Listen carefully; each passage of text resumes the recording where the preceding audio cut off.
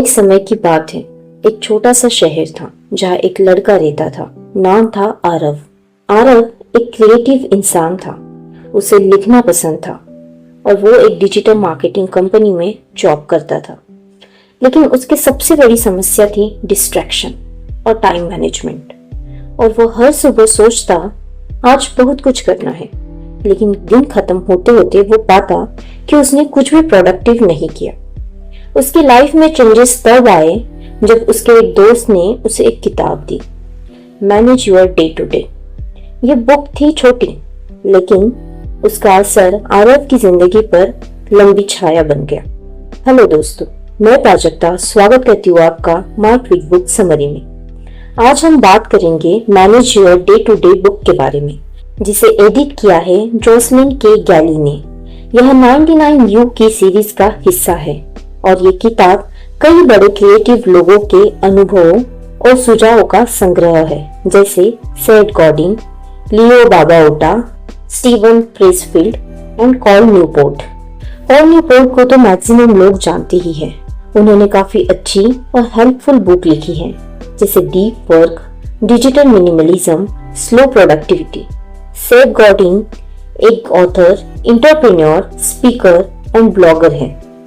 ये बुक एक गाइड की तरह है जो हमें बताती है कि हम अपने दिन को कैसे बेहतर तरीके से मैनेज कर सकते हैं, डिस्ट्रैक्शंस से बच सकते हैं और अपनी क्रिएटिविटी और फोकस को कैसे शार्प रख सकते हैं।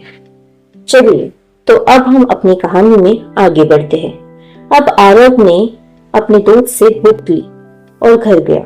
घर जाते ही उसने बुक पढ़ना स्टार्ट किया। आरव की सुबह स्टार्ट होती थी फोन के अलार्म से, और फिर वही फोन उसे खींच लेता था इंस्टाग्राम, व्हाट्सएप, ट्विटर और नोटिफिकेशंस की सुनामी में। बुक ने सबसे पहले ये सिखाया कि अपने दिन की शुरुआत दूसरों की डिमांड से मत करो, पहले खुद की प्रायोरिटीज सेट कर।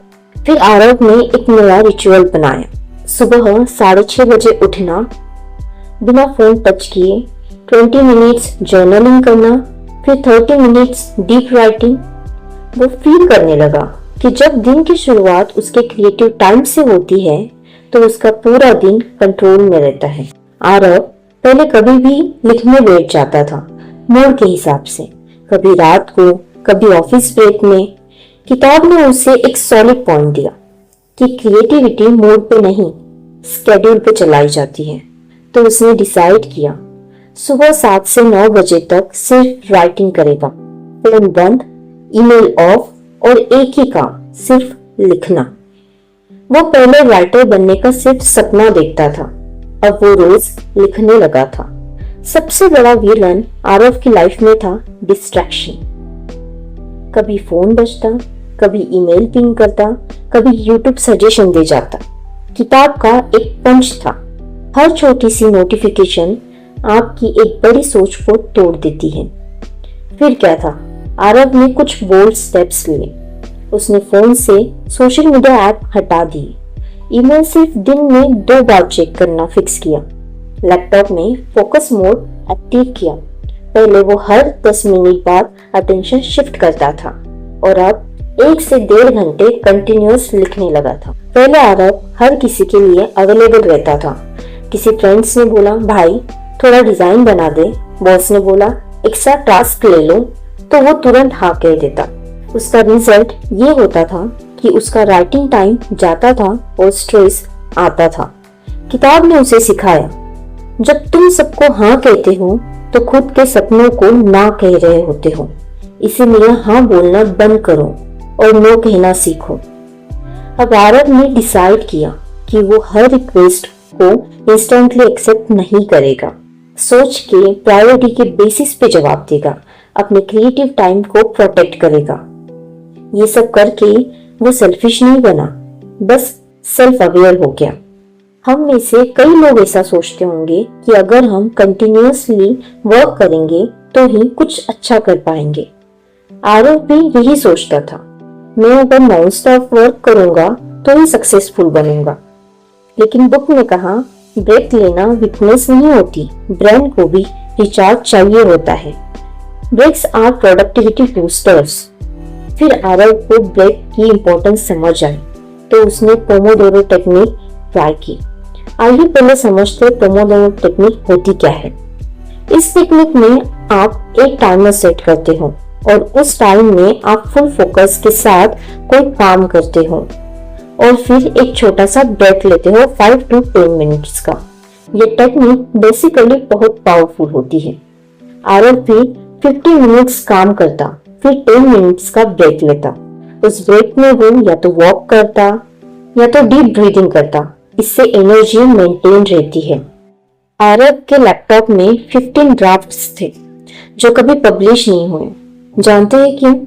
क्योंकि वो सोचता था परफेक्ट नहीं बना, थोड़ा और एडिट कर लूंगा फिर पब्लिश करूंगा। ऐसे कहते कहते कितने दिन निकल गए और वो ड्राफ्ट में ही रह गए। किताब में एक सिंपल लाइन बोली, done is better than perfect. आप परफेक्ट नहीं हो तो भी चलेगा, परफेक्शन से ज्यादा कंसिस्टेंसी जरूरी है। कंसिस्टेंट रहोगे तो परफेक्शन अपने आप आएगा। अब आरव ने वीकली पब्लिश करने का रूल बना लिया। हर संडे एक ब्लॉग पोस्ट पब्लिश करेगा, चाहे वो शॉर्ट हो, इम्परफेक्ट हो, जैसा भी हो, लेकिन हर संडे एक ब्लॉग पोस्ट पब्लिश जरूर करेगा। और गेस व्हाट, उसके रीडर्स बढ़ने लगे, कमेंट्स आए, मोटिवेशन बूस्ट हुआ और परफेक्शन अपने आप आने लगा।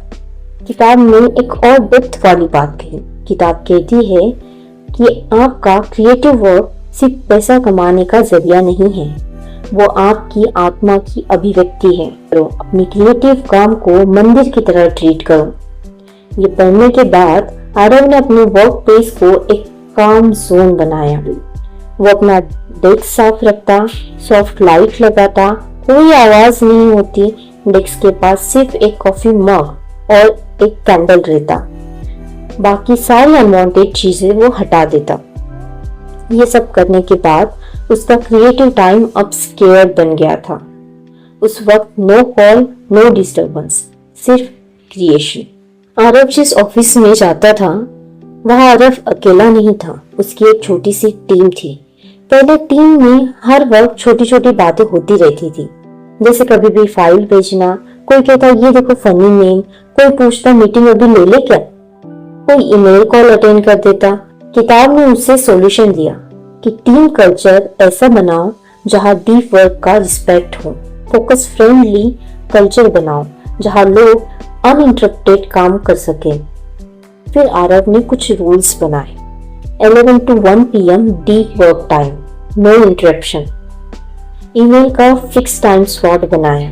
हर वीक एक साइलेंट डे, सिर्फ प्रायोरिटी टास्क। जरूरी मीटिंग को एक टाइम स्लॉट में रखा। वीकेंड पर कोई ईमेल नहीं।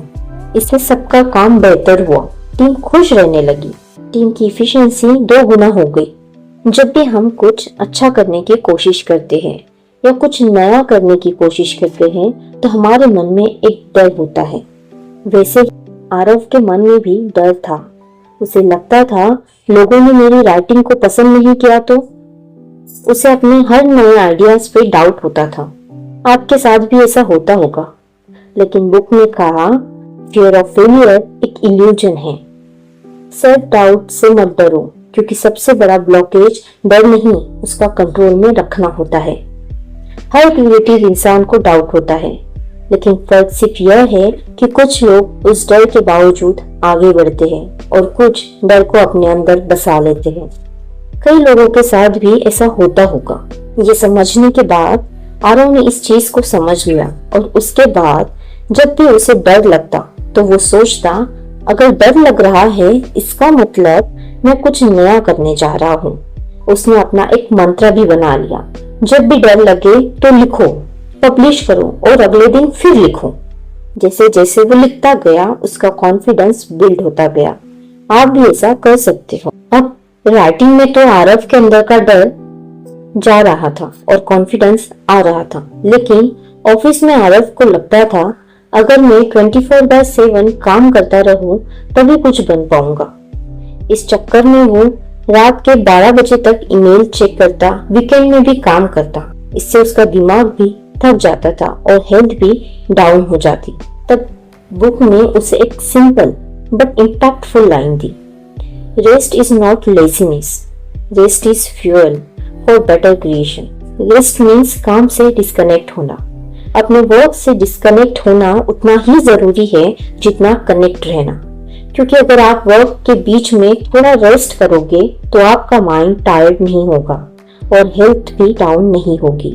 अब आरव रात को 8 बजे के बाद कोई स्क्रीन नहीं छूटा, छुट्टियों में ऑफिस का मेल नहीं देखता और हर संडे डिजिटल डिटॉक्स करता है। वीक में एक पर्सनल डे, सिर्फ नेचर, बुक्स और साइलेंस।